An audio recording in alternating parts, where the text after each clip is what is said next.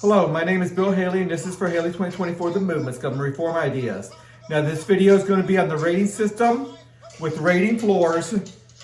Let me turn that off. Okay, rating system with rating floors addresses negative externalities, abuse, and corruption. So if we're going to have competitive governance, you get to pick which governing agency you want to go with, and they get to do things significantly different than the other governing agencies. We don't want standards to get so low that we have negative externalities. So negative externalities is you're doing something. Let's say you're creating a product and you put pollution out there, or you're creating a product so unsafe that it's going to harm people out there in the general public. You're building a tall 10-story building. You're not doing it very good. It could fall over and harm people in the road that you don't own. To the next building that you don't own. So there needs to be certain standards that you're not going to do harm outside and harm somebody else's liberty, somebody else's ownership rights, and also it's going to address abuse and corruption. Abuse and corruption is going to be highly important within the competitive governance system. You have to be honest. You have to. The rating system is, first of all, is going to give high-level information, high-quality information from a wide variety of perspectives. You pick from one of roughly a dozen rating agencies per sector, and they will rate based off their philosophy of how they see the world. You look at everybody's philosophy of how they want to rate. You go with them. You give them your representative power, your little bit of money for that rating agency, from a RA fee, rating agency fee, and that influence, that representative influence. And that will help you rate. And they'll give you information. Now, all the information's out there, open for everybody. It has to be public knowledge. And then that rating system built in from all the rating agencies, combined score. The rating system will combine the scores and make sure we have a simple, let's say 1 through 100 standard for ratings, 100 being the best, 0 being the worst.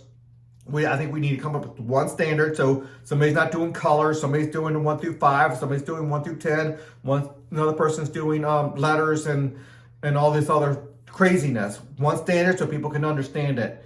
Understanding and high quality information is the goal of the rating system, but it's going to stop negative externalities. So honesty is going to be important, integrity, and lack of corruption is going to be important. So the rating system, full legislative system, legislative, executive, and full governmental system, which means legislative, executive, and judicial. So we'll have a court system dealing with low integrity issues. So if you say you're only putting in, let's say, 10 units of pollution into the river, and that's acceptable because the benefits of having that product is so good, then 10 is what we agreed on, and that's what you said you're going to put into the river. Now, if you start putting in 100, and 100's going to get people significantly sick and harm people down the river, harm the fish, harm the fishermen, give people cancer, well, you're not allowed to do that. You're harming other people's liberties, ownership rights, their ownership of their body, their health rights. You're harming people. Now, it has to be significant, but honesty is going to be important. So you have to be saying what is true, or the rating system is going to bring you through a court system. Corruption, self-dealing, every sector is going to be different. So let's go through the different sectors and how the rating floors are going to be involved. So please subscribe to my YouTube channel or whatever station or whatever social media you're on. Please subscribe to my page. But then go to YouTube and subscribe to my YouTube page as well. It really helps me get the message out there. Facebook as well. Okay. Then, okay, here's the full governmental system. And the rating floors are going to be right here. The competitive governance down here. The monopolized government right there. So you can pause and look at those. I have full write-ups on all of those on my webpage. A lot of videos. My webpage is probably the best place to look at all the videos. I have YouTube embedded into all the pages where they're supposed to go. Okay, The rating system, let's read through some of this real quick. The rating system makes it a rating floor dealing with significant negative externalities. RA, which means rating agency, members elect their legislative, judicial, and judicial representatives and send them to proportionally to vote in the rating system. So they have their own RA leadership and then the rating system leadership. So they do both. RA members vote on the top rating system executive, so they have executive, they vote on their legislative, they send legislative to the rating system. Look at the video for all that. I'm not going to go over the full system now, but it's pretty detailed. The rating system has a court dealing strictly with the lower integrity, so any of the self-dealing, corruption, and the like. So let's say in the charity system, if you're doing self-dealing or doing some type of abuse because of the power that you have, then we'll get into that in a minute. Then they have a court system that can take you out and get you out of that system, because we'll go over it. There's power in the government system, and we don't want people abusing it. The CRA sector board may regulate with a 70% vote, issues properly requested by the rating system. So to take it from a competitive government, which is down here, to this, it needs a 70% vote. First of all, to call it a significant negative externality, that has to be a judicial decision. And then it takes a 70% vote of the representatives to the sector board, which comes from the competitive regulatory agencies. So they have to give up their own power.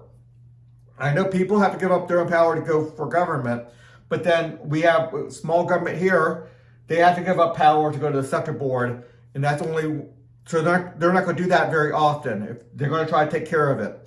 And even when they do regulate at the sector board level, they have to go through the competitive regulatory agencies. And that's only to stop significant negative externalities. So not a ton up here. Some sectors it's required to be up there. Other sectors are not. We'll go. There's a lot of videos out there discussing that. But right now we're talking more over here, the rating system and dealing with negative externalities. So let's go through the, I think I already went through this. So let's keep on going. Okay, let's go through the system real quick and where there's going to be issues. It is required by the Constitution and the governmental society through government that everybody helps the poor with 5% of GDP. How much of that comes from each person, and in which ways they're going to have to make that decision to get that 5% of GDP. But right now I'm thinking 5% income tax and with a minimum contribution. So everybody has to pay, everybody's invested in helping the poor. And you can do that through the charity economy as well by giving labor hours versus money. Whole system there. I'm not going to get into it right now, but where corruption can come in is the Charitable Distribution Association giving money for the whole system. We don't want self-dealing.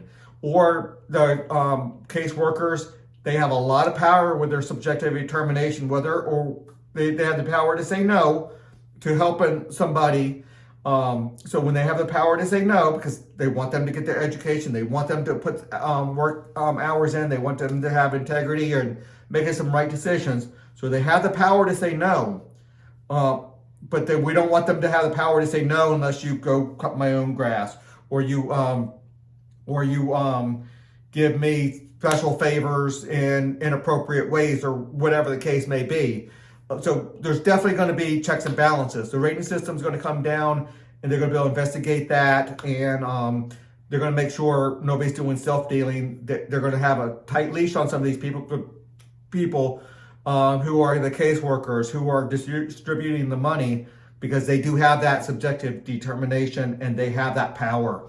So there will be strong power in that rating agencies. Wherever there's money, there can be corruption. So there's corruption now, no doubt about it. The rating system is going to help root that out. And this system is going to be a lot better on corruption than the current system by far. And family law, there's going to be corruption in there. I'm not sure where that's going to fall.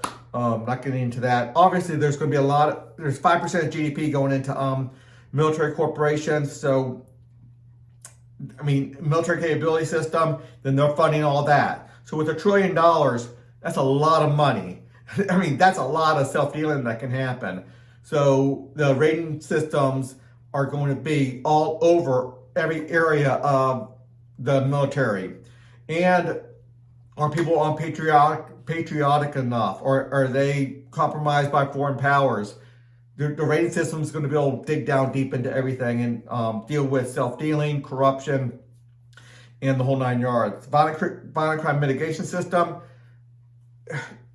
cops and judges and prosecutors there's a long history of abuses and corruption within that. We might have the best within the world in America, but that doesn't mean it's all good. The rating system is going to be significantly better at looking into everything. They're going to have some really good access to anybody with a badge, anybody with inherent government power. The rating system is going to be able to dig deep into what they're doing. Look into their financials, look into their decisions, look into the prisons, look into the cops, look into everything that's happening. There'll be the internal affairs of the internal affairs, because internal affairs, obviously, we don't want them to be the only quote unquote boss of everybody else, oversight of everybody else, because that gives them too much power. Everybody needs a boss. Everybody needs somebody looking after them. Everybody needs somebody else to be able to look in, especially when there's inherent government power there.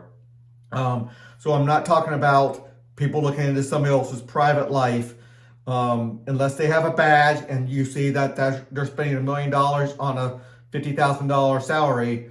Yeah, something that needs to give. So the rating agency is going to have standards.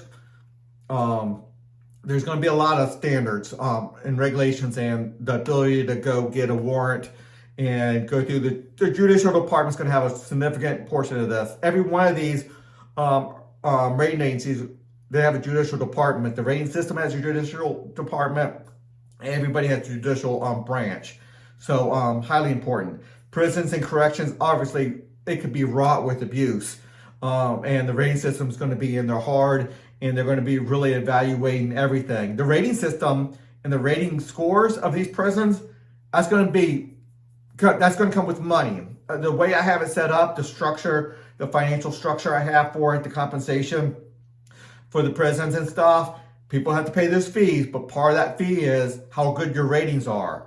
And if you have corruption and you're not doing well with your prisoners, then your ratings are going to be low, and your money's going to be lower, and the money's going to go to the better prisons. And there's going to be benefits to having good high integrity, low corruption. All of these areas will have areas where there is potential corruption. So every one of these sectors will have a rating system and a dozen rating agencies per system that has the power to look into everything that's happening and give high quality information. How the banking system's doing, where they spend their money, or what's good, what's bad. Now, a rating agencies, all 12 rating agencies can be looking at the same thing and say, good, bad, medium, whatever. That's fine. They all have to give their reasons. We want them to agree on their facts to the greatest degree possible. Argue when there's a strong debate clause within the Constitution, within the rating system, that they have to debate issues that they disagree on. So they come to the best of our ability, to their ability, they have to agree on the facts. But they don't have to agree on what the facts mean and where they lead to. So they all get to rate what's going on, but we want them rating on, to the greatest degree possible, similar facts. So they don't have to agree, but we should have a good understanding of where they're coming from. Okay, so I'm not going to go over each one of these any further, but obviously environmental, there's a ton of people who are more highly concerned with global warming, and then other people are not. They will have that debate, and that's going to be highly valuable. And then obviously there could be corruption around pollution, how much pollution is going into the air, what their studies are. Studies are a big area of corruption, where studies are doctored or they leave out information. So the rating system is going to be able to go into every study. And if you want to post a study out there, you have to have the rating system go in there and evaluate that study to the greatest degree possible, or those studies are going to be rated really, really low, and people aren't going to give it much credence. They're not going to give it a lot of power and integrity if they're not going to open their books and show exactly how they got that. And if it's not able to be replicated, then the studies are going to be debunked to a large degree. So there's a lot of areas about a lot of issues. So rating systems with 12 different rating agencies per are really going to give that information. And then this is at the state, local, and federal level.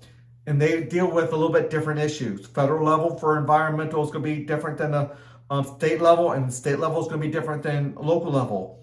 Obviously, at the local level, a lot of pollution staying right in your local level, that you don't want that. But at the state level, there's differences. It's more, it's a larger land area and everything, more people. Anyway, please subscribe to my YouTube channel. It really helps me out. Look at my website, and it is really laid out. Everything's laid out nicely there. Please consider a donation. I'm not making any money off this whatsoever. I'm actually putting a lot of my own money out, many thousands of dollars a year on people to do certain things within the movement. And so please consider a donation to defray some of the costs. And until the next video.